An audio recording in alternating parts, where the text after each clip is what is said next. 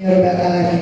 Ibu-ibu yang dirahmati Allah Subhanahu wa taala, alhamdulillah kita sekarang tetap akan melanjutkan tentang kitab Sohabiyah ya Bu ya, sahabat-sahabat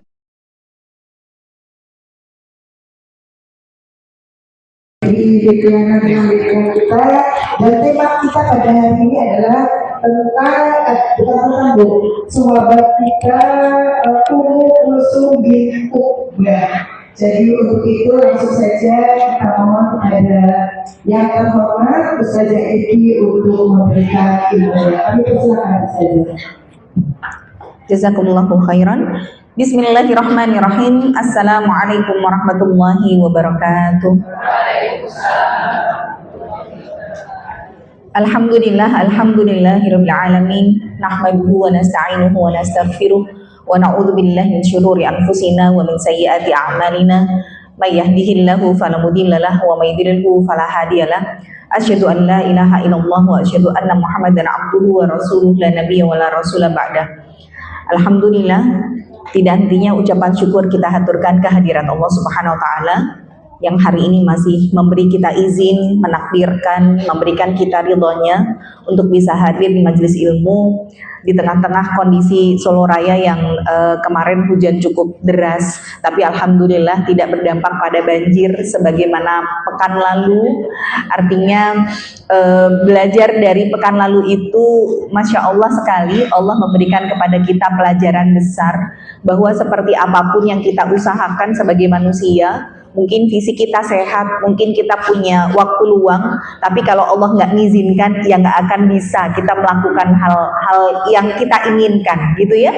Mungkin kita sudah mau berangkat ngaji, mungkin kita mau ngantar anak sekolah, mungkin kita mau berangkat kerja, tapi ketika sudah di tengah jalan harus dihentikan karena mungkin tidak bisa lewat di beberapa titik akses, muter ternyata juga ke bedeng banjir ya, belok ke sana ternyata juga nggak bisa. Jadi ya udah, akhirnya bisanya cuma diem pasrah di rumah menanti banjir yang surut.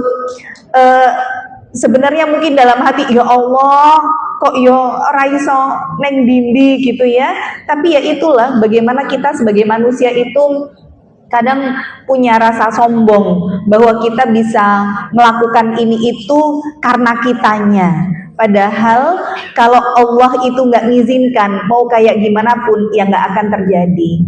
Maka untuk ibadah saja kita itu butuh pertolongan Allah. Kenapa kok di dalam surat Al-Fatihah setiap hari minimal 17 kali kita baca iyyaka na'bud wa iyyaka nasta'in, hanya kepadamu kami menyembah, hanya kepadamu kami beribadah dan memohon pertolongan. Artinya apa? Kenapa kalimat na'budu, kalimat beribadah itu diletakkan lebih dulu baru kalimat nasta'in? Karena untuk ibadah aja kita itu kalau nggak ditolong sama Allah nggak akan bisa, Ibu. Makanya untuk ibadah pun kita mesti minta pertolongan gitu loh. Seketika kita bangun tidur itu kalau Allah nggak takdirkan kita bisa buka mata, kita tuh ya nggak bisa melek kok ya. Jadi tidak ada hal daya upaya kita sebagai manusia ya kecuali kalau bukan Allah yang menolong kita. Maka jangan pernah bangun di pagi hari dalam keadaan meratapi ujiannya, meratapi musibahnya, meratapi nasibnya, tapi yang harus kita lakukan adalah bersyukur dulu. Alhamdulillah ya Allah, bersyukur saya iso urip gitu ya. Alhamdulillah masih dikasih hidup, masih dikasih nafas, masih sehat, masih bisa melakukan aktivitas. Yo raketan mumet juga misalkan ya, mikir utang kok lunas-lunas ya, mikir kok golek sekongen di meneh, ya udahlah, itu bagian dari ujian kita yang sebenarnya setiap orang juga sedang berjuang gitu loh ya. Nggak usah kemudian kita merasa kok yo uripku ngene men, nggak usah kita merasa bahwa hidup kita yang paling merana, orang lain juga struggle, orang lain juga sedang berusaha, cuman memang beda-beda di proses berjuang dan usahanya. Tapi setiap orang beriman itu pasti akan selalu lekat dengan ujian, dan ujian itu bagian dari cara Allah menggugurkan dosa.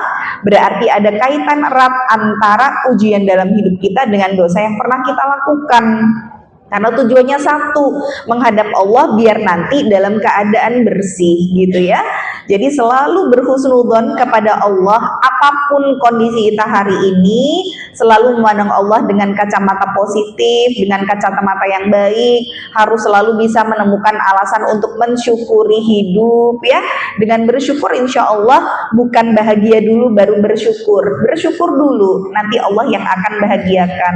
Minta sama Allah ketenangan batin, minta sama Allah dilapangkan jiwa kita, dibesarkan hati kita, dikuatkan bahu kita gitu ya, untuk bisa menjalani hidup sesuai dengan yang Allah ridho, bukan sesuai dengan yang manusia ridho. Karena cari ridhonya manusia itu gak pernah ada standar puasnya. Kita mau jadi baik di kalangan manusia pasti ada sisi cacatnya, pasti ada aja kurangnya kita sebagai manusia. Tapi kalau sudah kita lakukan segala sesuatu cari ridhonya Allah, yang penting Allah ridho, yang penting Allah cinta, itu aja sekarang tolak ukur kita. Nanti gampang buat Allah untuk menjadikan manusia yang tadinya tidak suka sama kita, manusia yang tadinya mungkin menganggap kita orang yang seperti ini seperti itu gitu ya, maka mudah aja ya. Idza arada syai'an an yaqula lahu kun.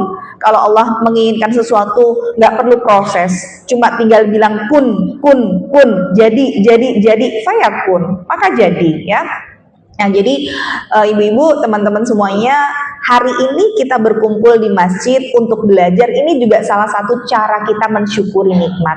Bersyukur dikasih sehat, bersyukur dikasih lapang, ya, bersyukur untuk bisa bertemu dengan teman-teman yang solihah yang kita harapkan di antara semuanya ini yang nanti bakalan bisa untuk menggandeng tangan kita ke surga.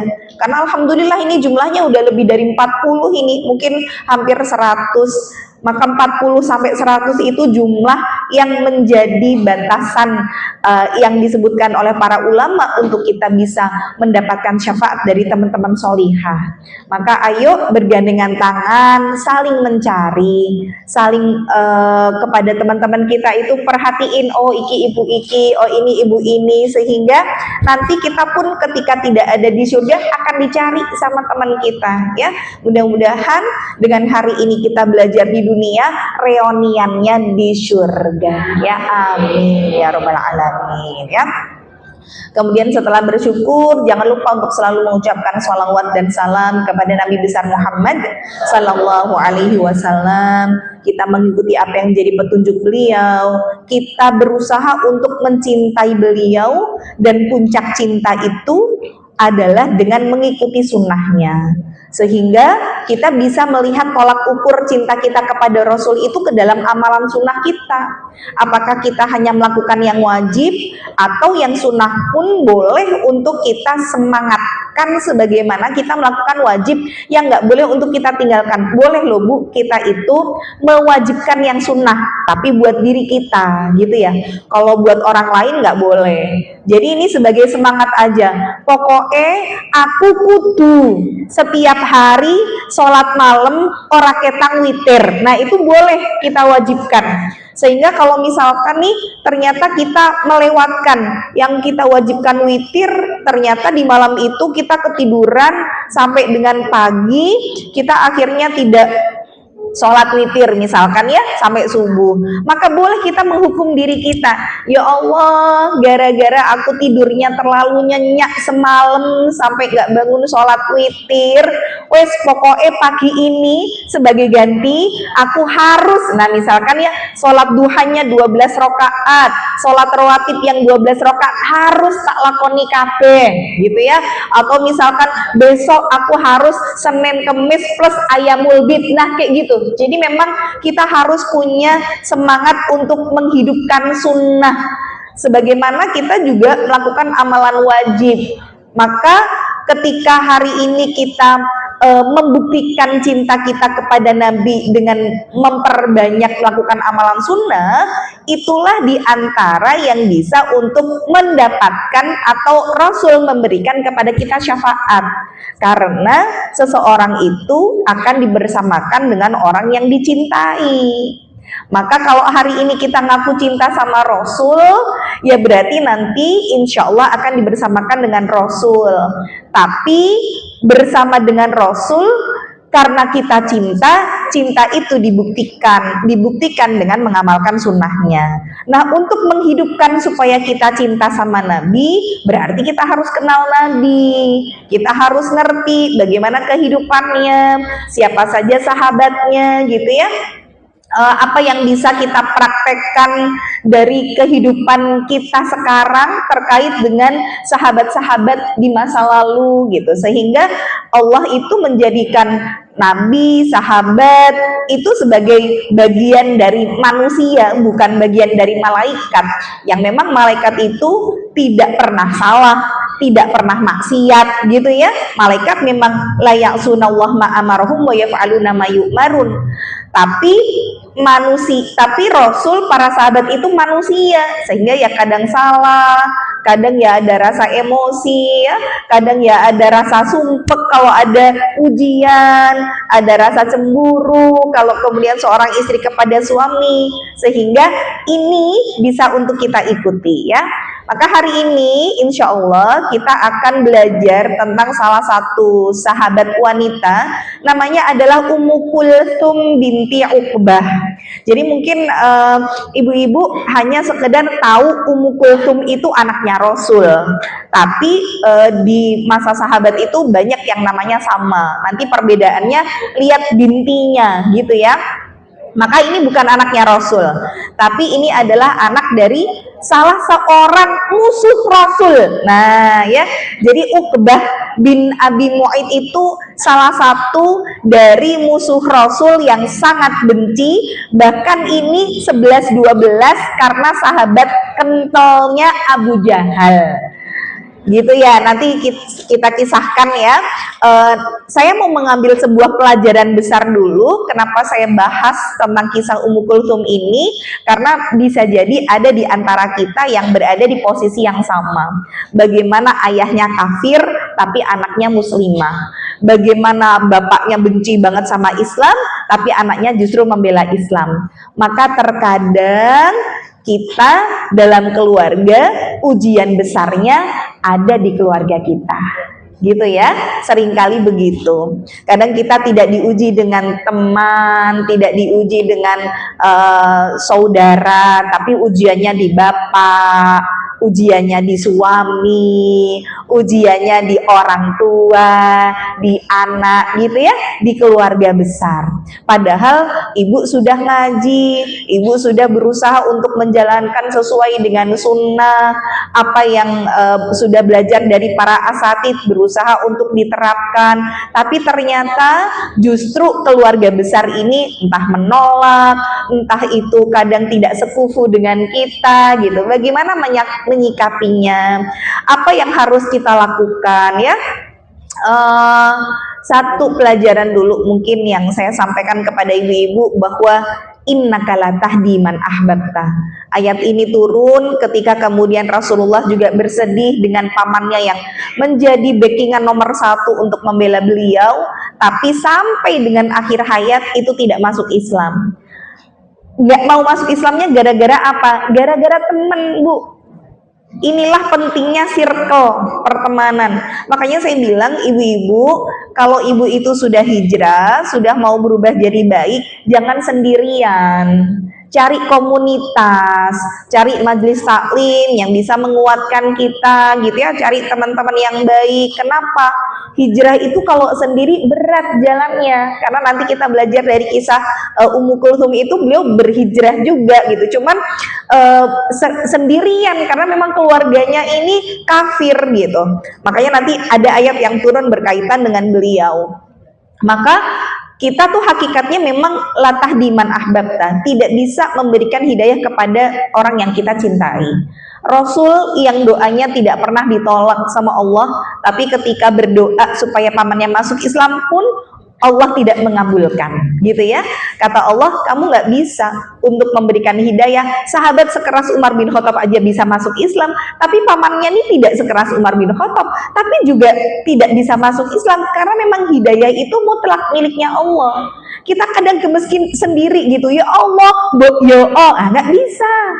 Gitu ya, kadang kita sebagai seorang istri, ya Allah bojoku kok yora gelem sholat, padahal istrinya ngaji kemana-mana, istrinya jangankan sholat, puasa aja rajin, kok yo bisa suaminya sudah nggak sholat, nggak begini gitu ya. Nah, kita nggak bisa untuk memberikan hidayah kepada orang yang kita cintai. Tapi kemudian Allah katakan, walakinnallaha yahdi man yasha. Tapi Allah itu memberikan hidayah sesuai dengan apa, siapa yang Allah kehendaki. Jadi Allah pun katakan, in anta illa mudzakir, engkau itu hanya sekedar pemberi peringatan. Kita cuma bisanya ngasih tahu, kita nasehatin, kita mendoakan, tapi lasta alaihim bimusaitir. Tapi kamu nggak bisa jadi orang yang memaksakan kehendak. Lah wes sak nasehati loh, kok yo ngeyel men, nggak berubah-berubah. Ya udah, tugas kita selesai di memberi nasihat, ngasih tahu, tapi bukan tugas kita untuk merubah hati seseorang, gitu ya. Ya udah, ketika kita nggak bisa untuk menasehati, di akhir ya udah bisanya mendoakan saja. Cuman kembali bahwa ya mutlak itu miliknya Allah. Maka Syekh Shalih Utsaimin itu sampai bilang ada 5 doa yang nggak boleh kita tinggalkan sebelum kita itu minta dunia. Yang pertama, minta surga. Yang kedua, minta diampuni dosa. Yang ketiga, minta husnul khotimah. Yang keempat, minta hidayah. Dan yang kelima, minta istiqomah. Ya, ibu sebelum minta rezeki lancar, minta disehatkan badan, 5 ini jangan lupa untuk jadi yang pertama ibu minta dulu. Boleh nanti pakai bahasa Indonesia ya, Allahumma rzuqnil jannah, ya Allah berikanlah aku surga. Kata Rasulullah, idza sa'altallaha jannah fas'alil firdaus. Kalau kamu minta surga, minta yang paling tinggi sekalian. Minta sekalian surga firdaus, naik iso tanpa hisab, gitu ya. Ya Allah, masukkanlah aku ke surga firdausmu tanpa hisab. Boleh bu berdoa seperti itu. Kalaupun ternyata memang Allah tidak izinkan, Allah akan berikan yang lebih baik, gitu ya. Maksudnya lebih baik itu diberikan dengan pahala, ya, tambahan kebaikan yang lain. Jadi sebenarnya doa kita pun juga nggak ada yang sia-sia. Maka minta tadi surga ya, yang kedua minta diampuni dosa. Karena Allah kalau sudah cinta sama seorang hamba, tolak ukurnya hamba itu akan diampuni dosanya. Jadi sering-seringlah minta ampun sama Allah, sering-sering beristighfar. Karena ketika kita sering beristighfar, Allah mengampuni, itu tanda Allah cinta ya. Yang ketiga, minta husnul khotimah. Kenapa minta husnul khotimah? Karena innamal a'malu bil khawatim. Segala amal ibadah itu ditentukan di penghujungnya. Semua itu ditentukan di akhir. Allah nggak melihat kita dulu seperti apa, mungkin dulu kita sholatnya berantakan, mungkin pakai jilbabnya masih bongkar pasang, Allah nggak lihat dulu gimana ya, tapi yang Allah lihat adalah akhir. Makanya ibu, kalau hari ini kita melihat ada orang solih, sesolih apapun, jangan pernah kagum berlebihan ya. Saya mengingatkan ibu-ibu semua, karena di Solo Raya memang kajian itu Masya Allah sekali. Hari Kamis ini aja ibu mau cari di masjid mana ada ya, dari utara, selatan, timur, barat wes garek milih gitu ya. Oh, mau belajar sirah ya udah di Al-Hadi, mau belajar tafsir ada di masjid sana, mau belajar apalagi lah ada di masjid yang lain. Masya Allah, sampai bingung gitu ya. Nah, maksud saya begini, alhamdulillah Solo Raya ini semangat para wanita, ibu-ibu untuk menuntut ilmu itu luar biasa. Sedangkan para ustadznya nih dikit, ya. apalagi ustadzah cuma berapa gelintir aja ya, sehingga kita ini ya, saya sendiri juga sudah kesulitan ketika membagi jadwal. Ada jamaah yang minta sadu sudah penuh gitu ya. Nah, karena ustadznya sedikit, ustadzanya juga terbatas, tolong ustadz-ustadzah ini dijaga dengan dijaganya tuh artinya, kalau bagi yang perempuan jangan curhat sama ustadz ya. Kenapa? Lah sing curhat wis janda, cantik, kaya, misalkan gitu ya, curhat tentang suami, mantan suami, curhat tentang ini dan lain sebagainya. Saya nggak mau akhirnya ustadz kita yang memang fitrahnya manusia terfitnah gitu loh. Ketika ustadz sudah terfitnah, akhirnya ibu-ibu tuh kadang begitu. Ibu-ibu tuh kalau sudah benci seseorang kadang suka ngajak-ngajak yang lain. Ya, ojo ngaji karo ustadz kae ngene, gitu. Jadi akhirnya ketika ada ustadz yang dibawa, ikut terbatas lah ustadznya ya. Nah, jadi saya cuma pengen sampaikan ibu, ini semua ujian ya. Para ustadz juga diuji, ibu-ibu juga diuji, ujiannya masing-masing. Maka jangan pernah, kita pun hari ini ya, jangan pernah kagum berlebihan dengan ustadz sesolih apapun, tapi juga jangan pernah kita memandang hina orang yang hari ini melakukan kemaksiatan, mungkin yang dia belum tersentuh hidayah. Jangan memandang rendah dan hina mereka, sampai apa? Sampai kita lihat bagaimana cara kematiannya ya, sampai kita lihat bagaimana Allah menutup hidupnya. Karena memang husnul khotimah itu adalah reward, hadiah terbesar yang Allah berikan kepada seseorang sebagai tanda bahwa Allah sudah ridho sama semua yang dia lakukan. Makanya belum tentu orang yang hari ini tampilannya soleh pun sampai akhir hayat juga soleh ya. Kasus yang hari ini terjadi, salah seorang syekh malahan ya, yang pernah menjadi juri hafid, bahkan tersangkut kasus pelecehan seksual terhadap anak laki-laki yang diiming-imingi belajar ke Mesir ya, inisialnya SAM, nanti dicari sendiri. Nah, padahal seorang syekh, keilmuannya, ilmu Al-Qur'annya dan lain sebagainya. Tapi artinya begini, jangan kita nih hari ini sebagai orang yang belajar, jangan mengkultuskan, jangan terlalu berlebihan, yang menyanjung, yang memuja. Nanti kalau kecewa, padahal kecewa itu kan sama sifat manusianya. Akhirnya banyak orang yang dengan kecewa sifat manusia, tapi yang ditinggalkan Allah. Akhirnya jadi nggak mau ngaji gara-gara ini juga terjadi gitu. Batman ya, ustadz itu semuanya kayak gitu, mau aku ngaji meneh gitu ya, nggak mau aku yang namanya ketemu atau kenal atau ngaji sama celananya cingkrang sama yang jenggotan. Akhirnya semua disamaratakan. Orang akhirnya jadi meninggalkan Allah. Banyak orang yang akhirnya memilih murtad gara-gara kecewa sama manusia, padahal manusia memang potensinya mengecewakan ya. Makanya saya bilang, ibu cari itu cintanya Allah, ridhonya Allah. Jangan bersandar pada ridhonya manusia. Jangan menggantungkan harapan sama makhluk. Nek wis awak dhewe gondeli makhluk, ya ujung-ujungnya patah hati, ujung-ujungnya kecewa gitu ya. Nah, jadi diluruskan semua niatnya. Kita ngaji karena Allah ya, cari ridhonya Allah. Niatnya memang belajar. Nggak usah lihat, ojo karo ustadz iki ustadz ini. Dilihat, diambil aja ilmunya. Kalaupun memang ada keburukan yang datang dari ustadz tersebut karena sifat manusiawinya, ya pisahkan antara keduanya. Dah, itu aja pesan saya ya. Jadi memang husnul khotimah itu nggak bisa untuk direkayasa ya. Jadi memang benar-benar itu hadiah terbesar untuk seseorang yang sudah diridhoi. Makanya minta sama Allah husnul khotimah. Silahkan ibu request mau diwafatkan dalam keadaan apa tuh boleh ya. Kemudian nanti minta hidayah dan minta istiqomah. Karena banyak orang yang hari ini sudah diberikan hidayah tapi lupa minta istiqomah. Ya akhirnya cuma semangat di awal saja, tapi di akhir tidak gitu ya. Orang-orang yang tadinya mungkin sudah masuk Islam karena kecewa sama makhluk, akhirnya murtad. Nah, ini mungkin dia lupa untuk tidak minta istiqomah. Ya, apalagi kalau ngelihat di media sosial itu sekarang ada lagi ngetren misalkan ya, 2000, misalkan tahun 2000, terus dia masih gambarnya bulan bintang, maksudnya masih memeluk Islam 2000, 2001, 2002 sampai 2020 gambarnya masih bulan bintang masjid. 2021 gambarnya udah jadi gereja. Nah, jadi banyak tuh yang kayak gitu. Bahkan ada yang bercadar, ada yang hafid Quran, ternyata tidak selamat, bahkan murtad. Naudzubillah min dzalik ya. Inilah pentingnya kita minta terus sama Allah untuk diistiqomahkan. Jangan pernah ngerasa pede dengan aku wes ngaji, mosok yo aku iso murtad yo ora. Jangan pernah merasa kita sombong dengan apa yang hari ini kita dapatkan, karena hati manusia itu mudah sekali untuk berbolak-balik ya. Nah, jadi kita belajar ya tentang Ummu Kulthum binti Uqbah. Uqbah itu siapa? Uqbah namanya Uqbah bin Abi Mu'id.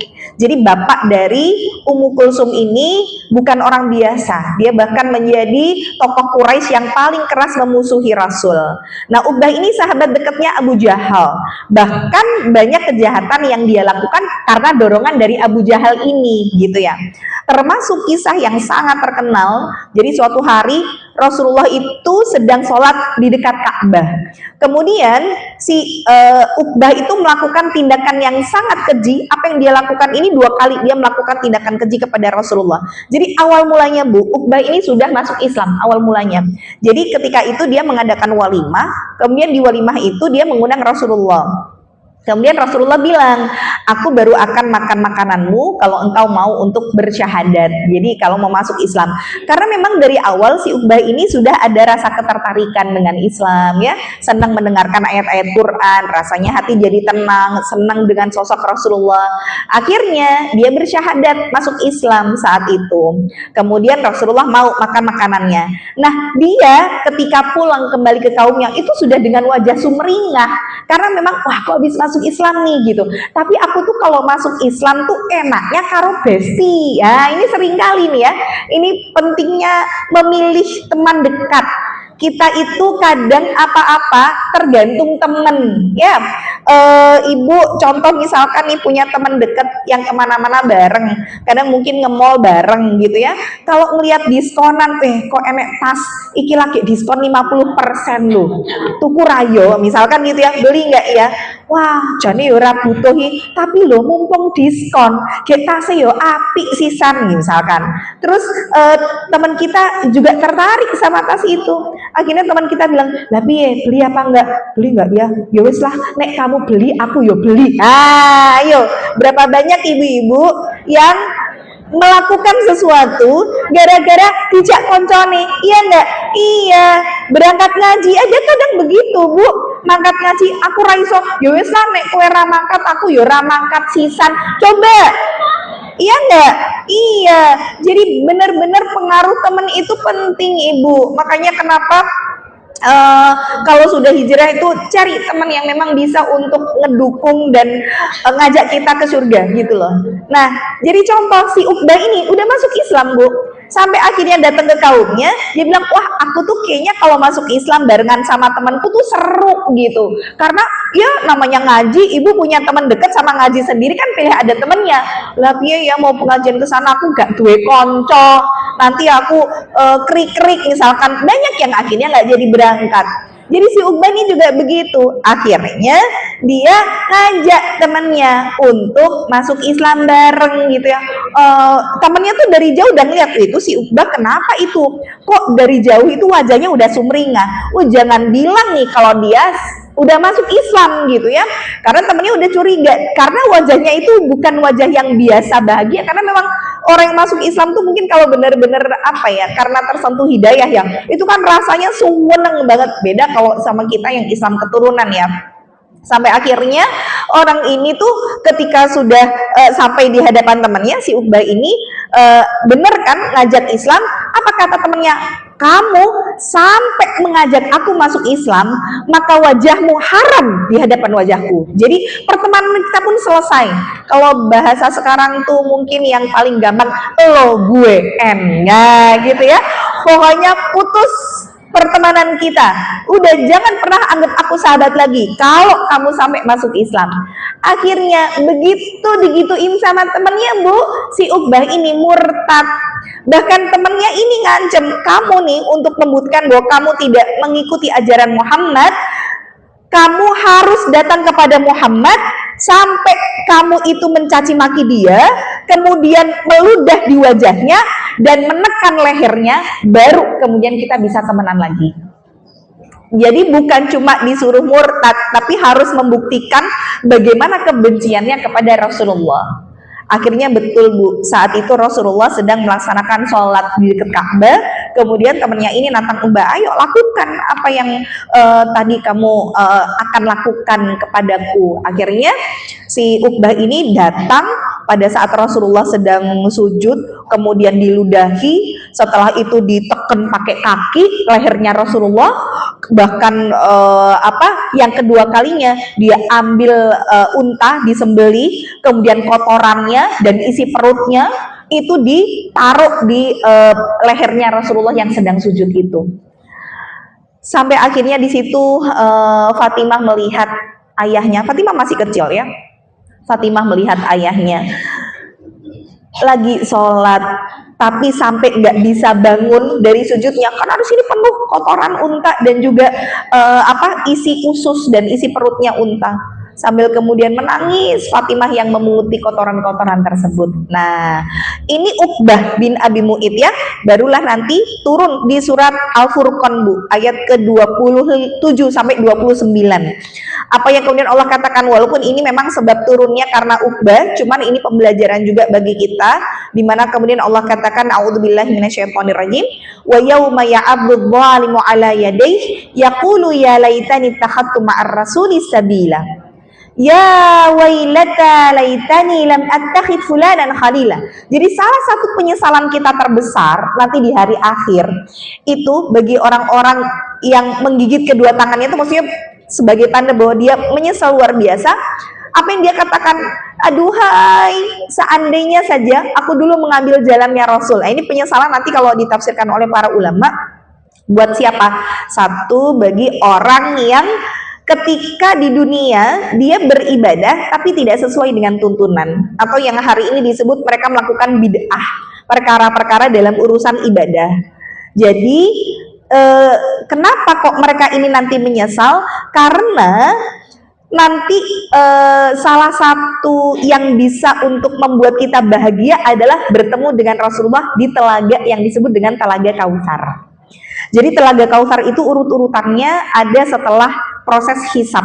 Jadi setelah kita dihisab, kemudian kita bertemu sama Rasulullah di telaga beliau. Nah, Telaga Kautsar ini sifatnya airnya lebih putih dari susu, rasanya lebih manis dari madu, kemudian aromanya lebih wangi daripada aroma kasturi, jumlah gelasnya lebih banyak daripada gugusan bintang di langit, dan barang siapa yang meminum seteguk saja air dari Telaga Kautsar, maka dia tidak akan pernah kehausan selamanya.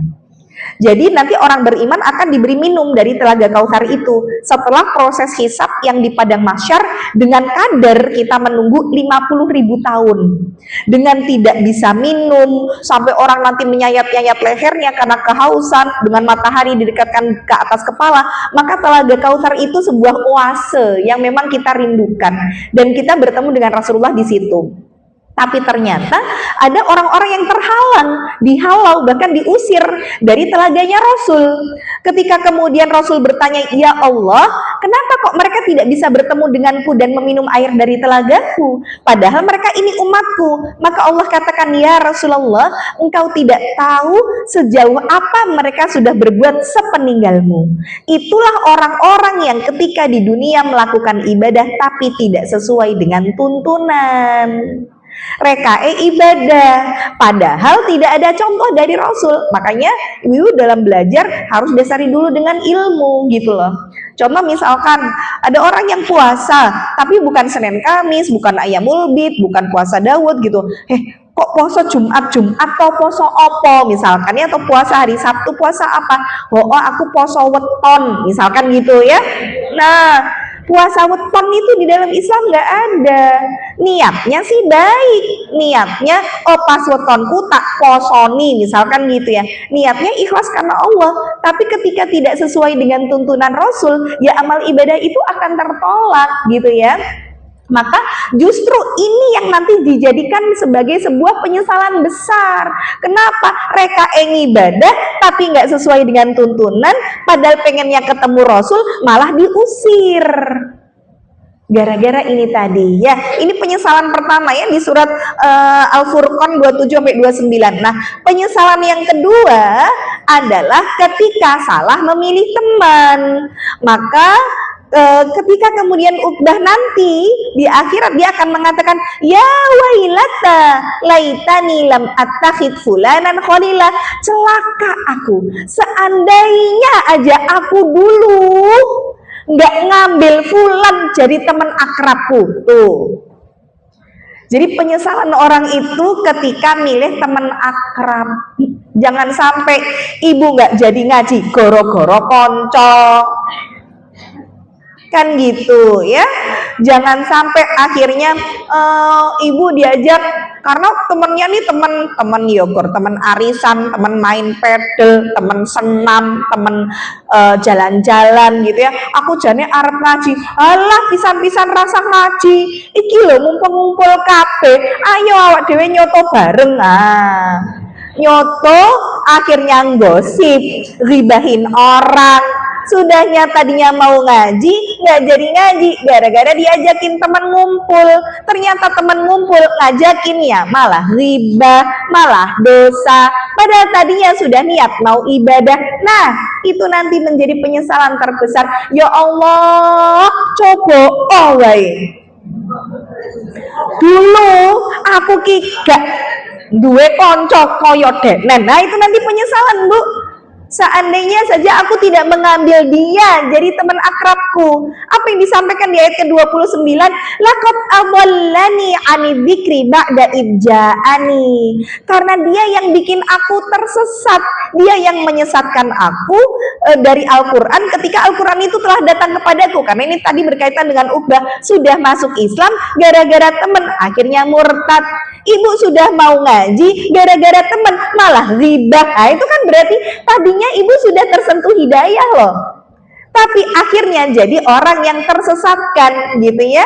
Maka di akhir wa kana syaitanu lil insani khadula, dan adalah setan itu tidak mau menolong manusia. Makanya nanti ibu kalau di akhirat itu memang setan itu akan berubah wujud jadi makhluk yang bisa kita sentuh, bisa kita raba, bisa kita pegang. Nanti orang tuh yang masuk neraka tuh rame-rame nyalahin setan, guru-guru kowe aku mlebu neraka, guru-guru kowe aku maksiat gitu. Setan itu nanti bela diri, enak aja, jangan nyalain aku, kamu melakukan kemaksiatan, aku cuma memberikan bisikan yo, aku nggak narik tanganmu yo. Setan nanti bela diri ya. Makanya di sini disebutkan setan nggak mau nolong manusia. Ya gue kan sing ngejak aku, ya mah setan juga nggak mau untuk jadi penolong kita gitu ya.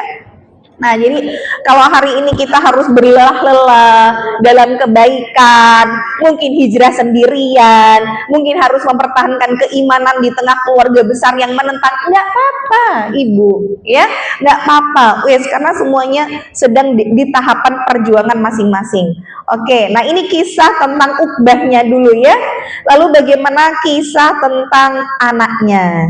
Jadi anaknya yang bernama Ummu Kulsum ternyata justru berbanding terbalik dengan ayahnya. Maka Ummu Kulsum binti Uqbah, walaupun beliau itu lahir dari seorang keluarga yang sangat memusuhi Islam, bahkan bapaknya sebegitu bencinya sama Rasulullah, tapi Allah memberikan hidayah kepada beliau ya. Jadi Ummu Kulsum ini memang tumbuh di lingkungan Quraisy elit dengan keluarga anti-Islam, ayah yang memusuhi, namun beliau lebih memilih untuk masuk Islam secara diam-diam. Jadi memang karena tahu Bu, kalau misalkan masuk Islam secara terang-terangan pasti sudah dimusuhi sama keluarganya. Nah, ini yang sebenarnya menjadi bagian penting dalam perjalanan kisahnya, terjadi setelah perjanjian Hudaybiyah. Jadi satu-satunya nabi dan rasul yang diperlihatkan oleh Allah kemenangan kaumnya itu cuma Nabi Muhammad toh. Sedangkan nabi-nabi yang lain itu belum sempat melihat kaumnya dalam keadaan menang, itu sudah diwafatkan. Kayak Nabi Musa aja kan ya ditolong sama Allah, tapi kan ya perjalanannya kan begitu ya. Nabi Isa juga diangkat dulu ke langit dan sebagainya. Nah, Rasulullah itu sempat menyaksikan orang-orang masuk Islam secara berbondong-bondong walaupun tidak lama. Nah, peristiwa itu nanti terjadi di Fathu Makkah atau penaklukan kota Makkah besar-besaran ya. Jadi Fathu Makkah itu terjadi sekitar tahun 8 Hijriah. Jadi kalau kita sebut Hijriah itu berarti tahun setelah Rasulullah hijrah ya dari Mekah ke Madinah. Jadi Rasulullah sudah di Madinah 8 tahun, baru nanti peristiwa penaklukan kota Makkah yang sampai semua orang itu di Mekah Madinah itu semuanya nanti masuk Islam, bahkan Islam menyebar nanti sampai seantero sepenjuru dunia ya. Itu nanti mulai dari proses Fathu Makkah. Nah, Rasul itu meninggal sekitar antara awal 11 Hijriah, karena Rasul meninggal di bulan Rabiul Awal, berarti kan masih Muharram, Safar, Rabiul Awal, berarti kan masih awal ya. Jadi sekitar 2 tahun sedikit, 2 tahun lebih sedikit Rasul menyaksikan Islam jaya. Nah, tapi Fathu Makkah sebelum penaklukan kota Makkah besar-besaran, ada sebuah perjanjian dulu, namanya perjanjian Hudaybiyah. Yang ini sebenarnya menjadikan kaum muslimin itu dalam kondisi lemah sebenarnya. Jadi peristiwa sulhul, kita sebut sulhul Hudaybiyah atau perjanjian Hudaybiyah itu di tahun ke-6 Hijriah. Awal mulanya terjadi perjanjian damai Hudaybiyah itu gara-gara apa? Rasulullah mimpi bahwa saat itu melihat kepala para laki-laki itu pelontos. Nah, itu mimpi Rasul. Kan mimpi itu kan kalau Rasulullah memang sebagai wahyu ya, sebagai perintah. Akhirnya Rasul bilang nih sama para sahabat, aku kok melihat kepala kalian semua pelontos ya, apa ini perintah ya untuk kita tuh melaksanakan umroh gitu ya. Akhirnya para sahabat menyambut baik karena mereka juga sudah meninggalkan kampung halamannya 6 tahun gitu ya, mereka juga ada rasa rindu untuk kembali ke Mekah. Akhirnya para sahabat dan juga Rasulullah ini bertolaklah dari Madinah menuju ke Mekah. Jadi kalau di kita lihat jaraknya, Mekah Madinah itu sekitar Solo Jakarta Bu, kurang lebihnya sekitar 400 kilo ya, dan mereka kan ya jalan kaki ya, naik unta gitu ya, sehingga memang menempuh perjalanannya kan nggak sehari nyampe ya, berhari-hari. Nah, ketika sudah sampai di dekat Mekah, sudah hampir masuk Mekah, sampai di Hudaybiyah namanya, Hudaybiyah itu nama tempatnya, sampai di Hudaybiyah itu ternyata mereka dihadang sama orang-orang kafir, tidak boleh untuk masuk kota Mekah, dilarang untuk berumroh gitu ya. Akhirnya diutuslah salah satu diutus sahabat untuk ya udah negosiasi deh. Negosiasi salah satunya adalah Utsman bin Affan. Tapi Utsman ini kok nggak balik-balik, sampai akhirnya tersiar kabar jangan-jangan Utsman ini terbunuh nih gitu. Akhirnya disitulah Rasulullah mengambil sumpah setia. Apapun yang terjadi mau nggak untuk bersumpah setia, kalau nanti ternyata Utsman terbunuh, berarti kita siap berperang nih melawan orang-orang kafir Mekah. Satu persatu semua sudah dibaiat, bahkan termasuk yang perempuan juga dibaiat. Cuman kalau perempuan baiatnya tidak sambil jabat tangan ya. Sumpah setia untuk selalu taat kepada Allah dan Rasulnya, tidak berzina, tidak melakukan kesyirikan dan lain sebagainya. Nah, akhirnya Utsman bin Affan balik nih, dia tidak terbunuh, dan di situ orang kafir memberikan ya udah deh kita perjanjian damai aja. Nah, disebutlah perjanjian Hudaybiyah. Isi perjanjian itu apa? Sebenarnya isi perjanjiannya itu merugikan kaum muslimin karena di sekitaran Mekah Madinah itu kan mereka punya kabilah-kabilah yang banyak, ada suku-suku gitu ya, bani-bani gitu. Jadi suku-suku atau kabilah-kabilah ini dipersilahkan untuk mau berkoalisi dengan suku mana, mau dengan kafir Quraisy berarti orang Mekah, atau berkoalisi dengan Rasulullah nih di Madinah. Nah, kalau sudah berkoalisi, maka ketika ada orang Mekah yang kemudian dia masuk Islam, kemudian dia ke Madinah, misalkan dia mau ikut hijrah nih ke Madinah, maka dari orang Madinah wajib mengembalikan orang itu ke Mekah. Tapi kalau ada orang yang Madinah, jadi kalau orang yang tinggal di Mekah tuh harus balikin ke Mekah. Tapi kalau orang Madinah gitu ya, boleh untuk tidak dibalikin gitu. Jadi artinya tuh ini tuh sebenarnya memojokkan kaum muslimin gitu. Berarti kan orang-orang muslim yang ada di Mekah, mereka nggak bisa berhijrah gitu. Mereka berada di lingkungan yang memang memusuhi gitu ya. Kemudian gencatan senjata selama 10 tahun, udah nggak ada peperangan karena ini perjanjian damai.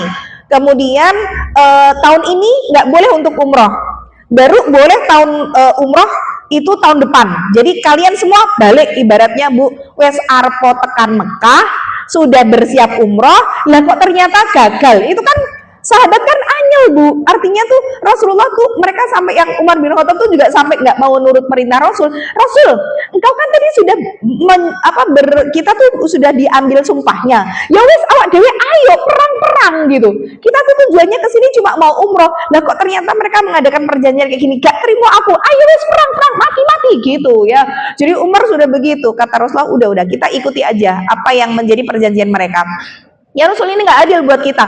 Kita disuruh pulang nih, nggak boleh umroh tahun itu, baru boleh balik tahun depan. Itu pun Mekah cuma dibuka 3 hari tok. Wes yang mau umroh 3 hari tok, nggak boleh bawa senjata.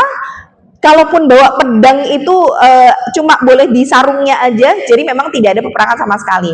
Ya sudah Bu, akhirnya benar tahun nah karena mereka sebenarnya sudah niat untuk berumroh tapi gagal, Rasulullah akhirnya memerintahkan di tengah perjalanan beristirahat, ayo nyembelih kambing sebagai dam atau sebagai denda karena sudah niat tapi tidak melaksanakan. Sahabat nggak ada yang mau rasi tau mau sawak duit kon bleh wedhus gitu ya. Oh, nggak ada yang mau Bu, bener-bener gak ada yang ngikutin Rasul gitu karena masih wanyel gitu ya. Rasul juga dianyel ibu. Akhirnya Rasul itu masuk kemah gitu ya, sambil waktu itu yang dibawa adalah Ummu Salamah, cerita sama istrinya Ummu Salamah, ini loh sahabat nggak ada yang mau nurut sama perintahku, tak suruh nyembelih kambing nggak ada yang mau deh. Akhirnya Ummu Salamah bilang, ya Rasulullah, sekarang engkau keluar dari tendamu, engkau ambil pisaumu, engkau sembelih kambingmu, nanti nggak akan tega sahabat membiarkan engkau kok kerja sendirian nyembelih dewe, nantilah semuanya pada ngikut. Oh ya udah, itu idenya Ummu Salamah. Akhirnya Rasul keluar ngambil wedhus nyembelih dewe, sahabat Rasul beli wedhus, ayo gitu. Akhirnya para sahabat mengikuti gitu ya, mengikuti untuk melakukan apa yang Rasul amanahkan. Nah itu peristiwanya nanti perjanjian namanya perjanjian Hudaybiyah. Ternyata di tahun ke-8 Hijriahnya, jadi sebelumnya mereka nanti yang namanya orang kafir tuh biasanya belanjani janji Bu. Mereka yuk perjanjian, lihat aja tuh orang-orang Yahudi itu ya, Israel itu sama Palestina, gencatan senjata, belum selesai gencatan senjata selama berapa tahun, lah mereka sudah nyerang duluan. Ya kayak gitu, itu memang karakternya mereka.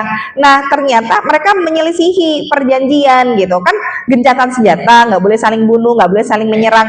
Ternyata ada koalisi atau suku yang berkoalisi dengan Rasul ketika ke Mekah, ini dibunuh sama mereka. Akhirnya kan Rasulullah marah, loh mereka yang adakan perjanjian, kita sudah ACC, kok koalisi kita kok dibunuh nih sama mereka. Akhirnya Rasulullah saat itu sudah mengajak para sahabat, ayo gitu, udah pedangnya sudah mulai sudah mulai ditajamkan dan sebagainya. Cuman Rasul nggak bilang nih kalau Rasulullah akan menuju ke Mekah gitu ya. Cuma Rasul bilang sama Abu Bakar dan lainnya, siapkan pasukan. Aisyah tuh sampai ditanya sama Abu Bakar, wahai Aisyah, apakah suamimu mengatakan kepadamu kita akan kemana? Tidak, beliau tidak mengatakan kepadaku mau kemana. Akhirnya dari kalangan para sahabat nih di Madinah itu nanti berkumpul di proses Fatu Makkah itu 10.000 orang. Ibu bayangin nggak, satu kota dikepung 10.000 orang ki koyo apa uwake gitu ya. Dan Masya Allah 10.000 orang ini orang-orang yang memang mereka piawai di bidangnya masing-masing.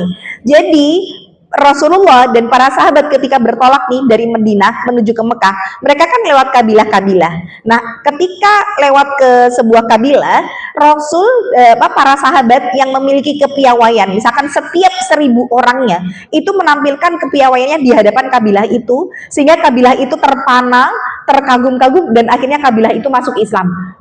Akhirnya bergerak menuju ke Mekah. Lewat lagi kabilah, jadi misalkan 1.000 orang ahli main pedang. 1.000 orang main pedang, sering. Gak kebayang Bu, kayak parade pedang wong sewu ki ya. Wah ya merinding lah ya kita yang membayangkan saja, Masya Allah gitu ya. Maka satu kabilah tadi, wah ternyata kekuatan Islam sekarang luar biasa. Wah ada Khalid bin Walid, ada Umar bin Khattab, ada Amr bin As. Ibaratnya orang-orang sudah keder lah ya dengan orang-orang hebat tuh sekarang berada di kubu Islam. Makanya melewati satu kabilah, mereka menampakkan kepiawaiannya, kabilah itu masuk Islam, bergabung bersama dengan Rasul. Sampai akhirnya nanti lewat lagi 1.000 orang pinter untuk bermain kuda. Wah nanti pacuan kuda bu, wong sewu. Akhirnya terpana lagi satu kabilah, akhirnya masuk Islam lagi, bergerak lagi bersama dengan Rasul. Terus begitu, jadi dari Madinah ke Mekah, semua kabilah yang dilewati itu masuk Islam, sudahan. Nah akhirnya masuk ke Mekah dalam kondisi membawa pasukan 10.000 dengan orang-orang hebat. Ya sudah, orang Mekah ya sudah, wah udahlah, ini kalau perang udah kita alamat kalah gitu ya. Tapi akhirnya terjadilah penaklukan kota Mekah besar-besaran tanpa ada pertumpahan darah sedikit pun ya, karena saat itu akhirnya nanti terjadi perdamaian itu dengan Rasulullah, karena nanti pentolan suku yang ada di Mekah itu adalah Abu Sufyan. Abu Sufyan itu mertuanya Rasul, tapi dia belum masuk Islam. Di sebelum Lebaran kita kisahkan tentang istrinya. Ibu masih ingat nggak namanya siapa? Ayo, istrinya Abu Sufyan, Hindun. Nah ya, Hindun itu orang yang nyuruh Wahsy untuk membunuh Hamzah. Nah ini saya luruskan ya Bu ya, karena kemarin beberapa jemaah ada yang bertanya, bener nggak sih kalau Rasulullah itu tidak mau untuk melihat Hindun karena masih sakit hati sama Hindun? Jadi bukan Hindun sebenarnya, karena di kisah Hindun kan kita belajar bahwa Rasulullah pun mengatakan kepada Hindun, orang yang paling baik di masa jahiliyahnya adalah orang yang paling baik juga di masa keislamannya. Termasuk Hindun setelah masuk Islam kan dia bertanya tentang suaminya yang pelit ya, Abu Sufyan itu. Rasulullah, suamiku adalah orang yang pelit, tidak pernah memberikan nafkah untuk aku dan anak-anak, boleh nggak aku ngambil uang dari dia? Nah ini nanti jadi dalil, istri boleh ngambil harta suami, nyuri tanpa izinnya, asal sebatas yang dibutuhkan saja. Kalau misalkan berlebih tidak boleh. Nah ini nanti dalilnya dari kisahnya Hindun tadi ya. Berarti kan dari situ kita belajar, oh berarti Rasul itu masih ngomong sama Hindun. Terus katanya Rasul tidak mau melihat Hindun, bukan tidak mau melihat Hindunnya, tapi Wahsy-nya. Jadi Rasul memang masih sakit hati dengan apa yang dilakukan Wahsy kepada, walaupun nanti Wahsy juga masuk Islam Bu. Makanya Rasul bilang sama Wahsy, ya Allah menerima keislamanmu yang kau masuk Islam, tapi jangan pernah menampakkan wajahmu di hadapanku, karena ketika aku melihat wajahmu, aku teringat lagi dengan pamanku yang kau bunuh gitu. Nah ini nanti menjadi sebuah alasan yang diperbolehkan.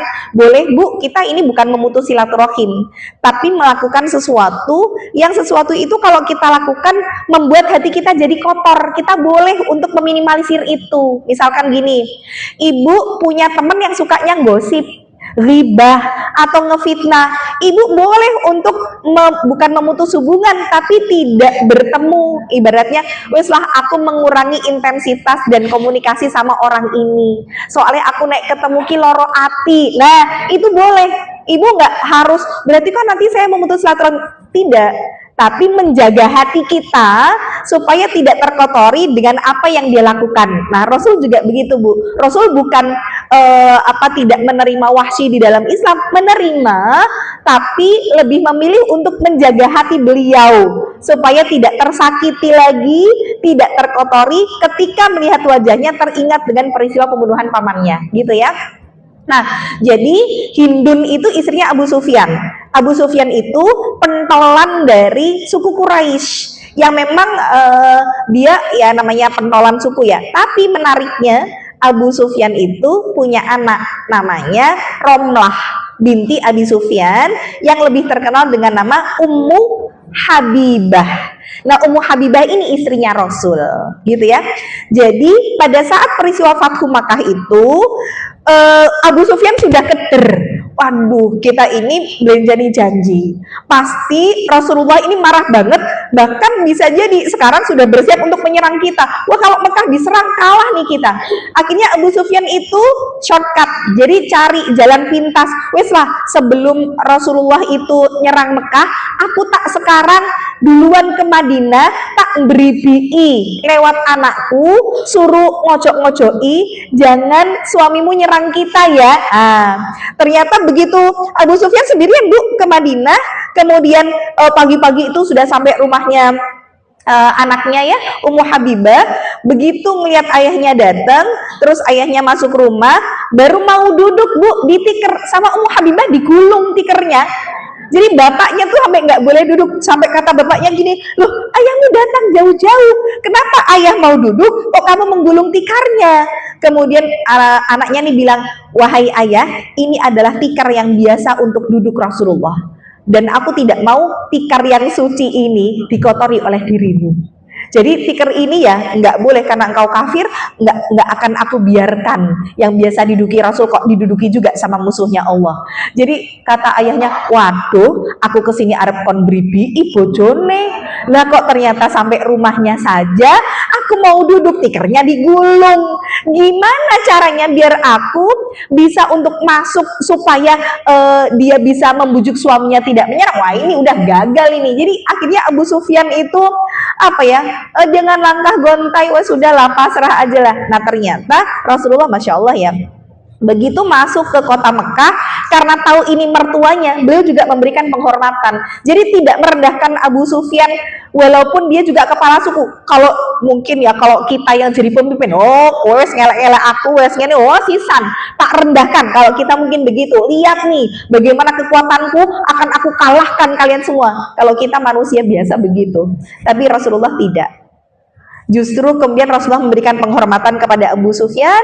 Kemudian di situ Rasul mengatakan, barang siapa yang masuk di sekitaran Ka'bah maka dia akan selamat. Orang-orang berbondong-bondong ke Ka'bah, ya Rasulullah, Ka'bah tidak cukup untuk menampung kami. Barang siapa yang masuk ke rumahnya Abu Sufyan, dia akan selamat. Jadi Abu Sufyan dikasih penghormatan, rumahnya bisa jadi base camp, tempat berlindung, dan jelas aman kalau ada di rumahnya Abu Sufyan. Kemudian begitu orang masuk rumah Abu Sufyan, ya Rasulullah, ketika kami masuk ke rumah Abu Sufyan juga rumahnya tidak cukup untuk menampung kami. Kemudian Rasulullah akhirnya mengatakan, barang siapa yang menutup pintu rumahnya maka dia akan selamat. Baru akhirnya orang masuk ke rumahnya, menutup pintunya masing-masing. Di situ Rasulullah akhirnya berputar di sekitaran Ka'bah ya. Di Ka'bah itu ada 360 patung berhala, dihancurkan sama Rasulullah. Jadi orang-orang kafir itu dulu ketika tawaf, ya mereka tawaf ke Ka'bah, tapi ya tawafnya di sekitaran patung-patung berhala itu gitu ya.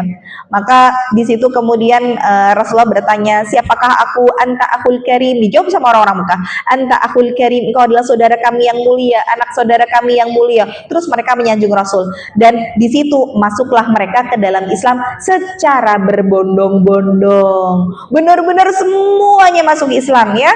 Berarti jelas janji Allah di surat An-Nasr, idza jaa nasrullahi wal fath wa ra'aitan nas yadkhuluna fi dinillahi afwaja. Mereka akan melihat orang masuk Islam berbondong-bondong. Tapi pada saat orang masuk Islam berbondong-bondong, Islam sudah jaya gitu ya, Rasulullah memimpin sebagai seorang khalifah tidak lama, hanya sekitar 2 tahun lebih sedikit, Rasulullah akhirnya wafat.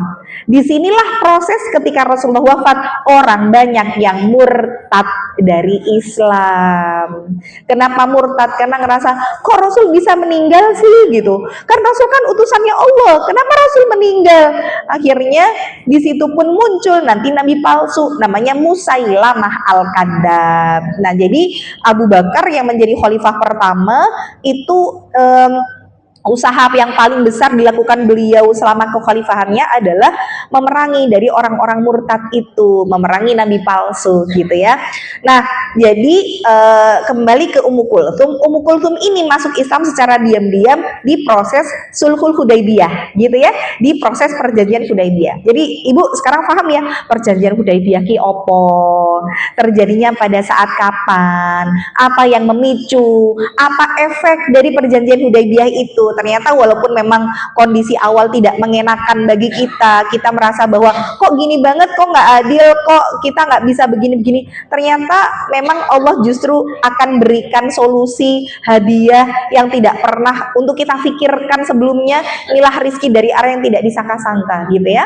Maka setelah perjanjian Hudaybiyah, karena tadi kan di perjanjian itu kalau ada orang kafir yang ada orang muslim yang dia itu ada di Mekah kemudian kembali hijrah ke Madinah harus dibalikin kan gitu ya. Tapi kalau dari orang kafir yang ada di Madinah kemudian ke Mekah itu bebas gitu. Nah, akhirnya saat kemudian keadaan Ummu Kulsum yang memang sudah masuk Islam diam-diam berada di lingkungan kafir, apalagi memang para sahabat yang Islam ini sudah pada hijrah ke Madinah, beliau kan dalam keadaan sudah terpuruk seperti itu. Akhirnya awal mulanya beliau izin sama keluarganya untuk pergi ke tempat perkampungan pedalaman yang ada di Tanaim. Jadi bilangnya aku mau ke rumah saudaraku. Kemudian keluarganya nggak curiga, dia bawa bekal. Akhirnya menginaplah di Tanim itu selama 3 hari.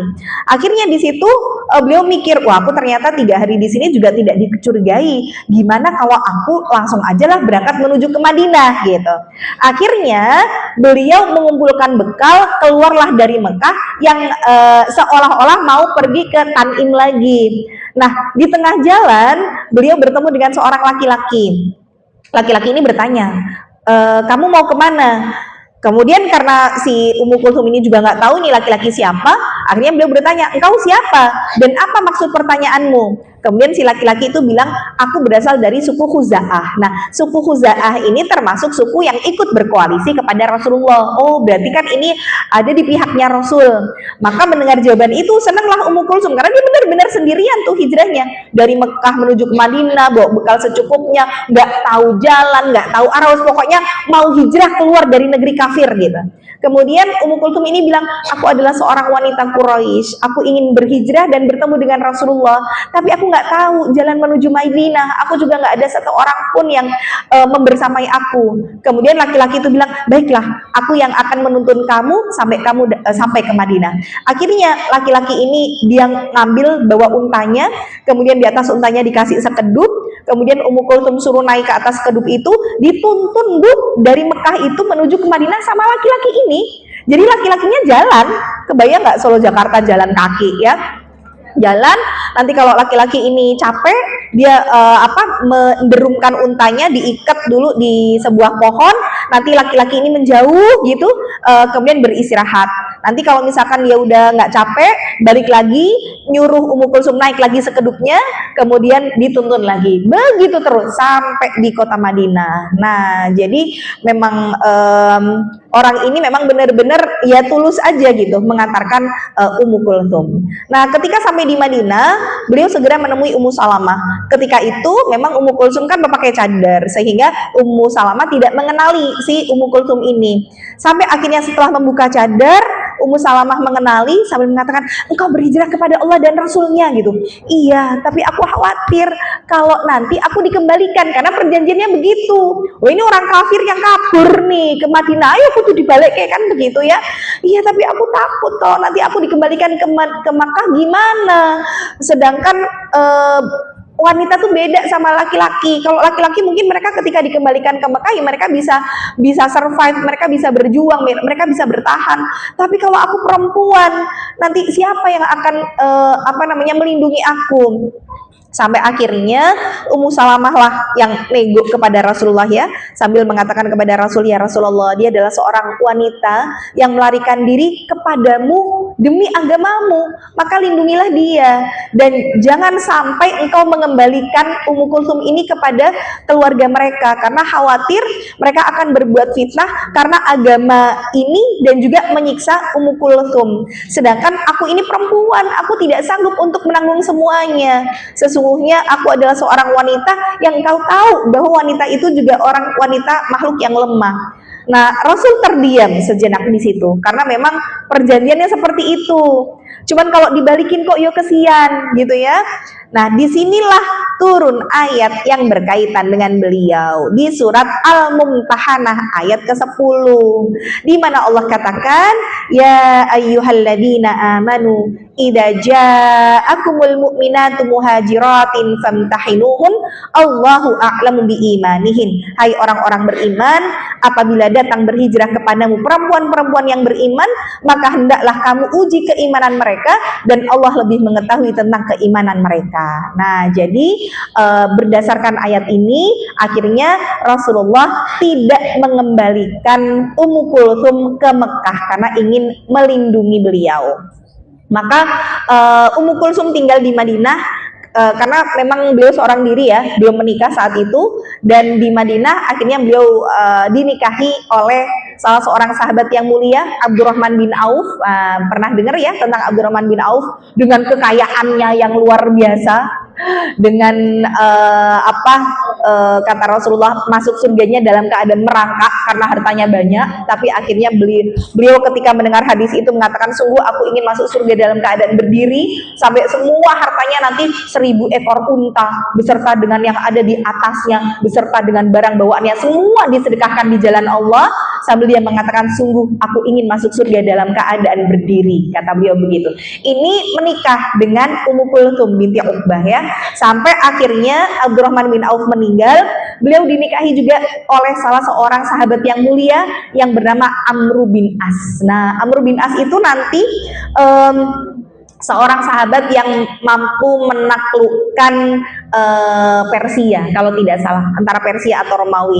Nah, jadi memang beliau menikah dengan 2 orang sahabat yang sangat hebat, dan begitu. Tapi Ummu Kulsum akhirnya nanti meninggal dunia di masa kekhilafahan Ali bin Abi Thalib. Nah, jadi kisah tentang Ummu Kulsum yang bisa kita ambil sebagai pelajaran untuk zaman kita hari ini. Yang pertama, hidayah itu personal, ya, tidak tergantung orang tua, tidak tergantung lingkungan, tidak tergantung suami.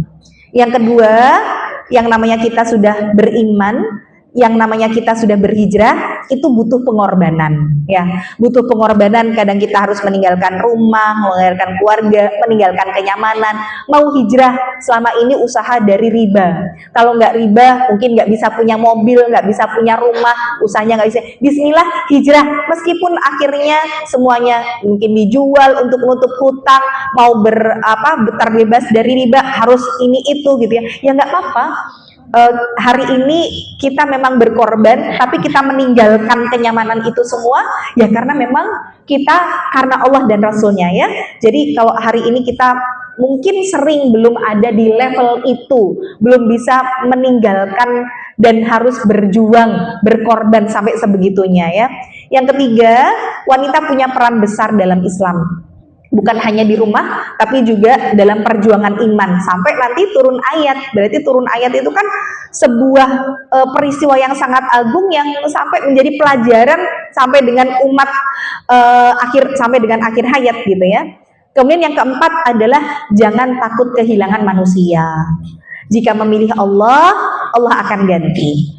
Kadang kita yang tadinya circle pertemanan yang mungkin duniawi, tapi begitu kita hijrah, jangan khawatir ketika hari ini kita dijauhi sama lingkungan kita yang dulu ya, karena sekarang begitu hijrah nggak asik lagi. Jangan khawatir, ketika hari ini kita memilih Allah, Allah nanti akan ganti dengan lingkungan baru, ganti dengan keluarga baru, ganti dengan kemuliaan gitu ya. Nah, ini pelajaran yang bisa kita ambil dari Ummu Kulsum binti Uqbah. Jika Ummu Kulsum berani meninggalkan segalanya demi iman, lalu apa yang masih kita pertahankan hingga sulit untuk taat kepada Allah? Orang dulu tuh meninggalkan semuanya demi Allah dan Rasulnya. Hari ini apa yang sudah kita korbankan? Hari ini apa yang bikin kita sulit untuk taat kepada Allah? Sedangkan pengorbanan itu tuh belum nampak untuk kita buktikan di hadapan Allah ya. Jadi sebenarnya kita Masya Allah hari ini belum selevel itu. Karena untuk ngaji sama suami pasti diizinkan ya. Alhamdulillah kita punya teman-teman yang juga mendukung, punya keluarga yang juga sejalan ya, Masya Allah lah ya. Jadi ini yang bisa kita pelajari ya, kisah dari Ummu Kulsum binti Uqbah. Mudah-mudahan bisa menjadi semangat buat kita mempertahankan keistiqomahan itu setelah Allah memberikan kepada kita hidayah. Kalaupun hari ini Allah berikan ujian kita belum ada apa-apanya dibandingkan ujian para sahabat dulu. Dan memang Allah pengen nguji kalian bener cinta Allah dan Rasulnya atau enggak, lulus enggak ujian itu ya. Semakin besar ujiannya, semakin besar pahalanya. Saling menguatkan dalam iman, saling menguatkan dalam kesabaran. Karena tawasau bil haq, tawasau bis sabr itu, kenapa kok tawasau bis sabr diletakkan setelah bil haq? Karena menasehati dalam kesabaran itu berarti di atas kebenaran ujiannya berat. Makanya harus saling sabar gitu ya. Barakallahu fikum, semoga bisa bermanfaat. Wabillahi taufiq wal hidayah. Wassalamualaikum warahmatullahi wabarakatuh. Waalaikumsalam warahmatullahi wabarakatuh. Jazakallahu khairan. Memang Ustazah Edi ilmunya barakallahu fikum, semoga menjadikan ilmu kita bermanfaat, menambah wawasan kita dari ibu terkait kita juga belajar tentang sahabat wanita Ummu Kulsum binti Uqbah. Ya, Bu ya.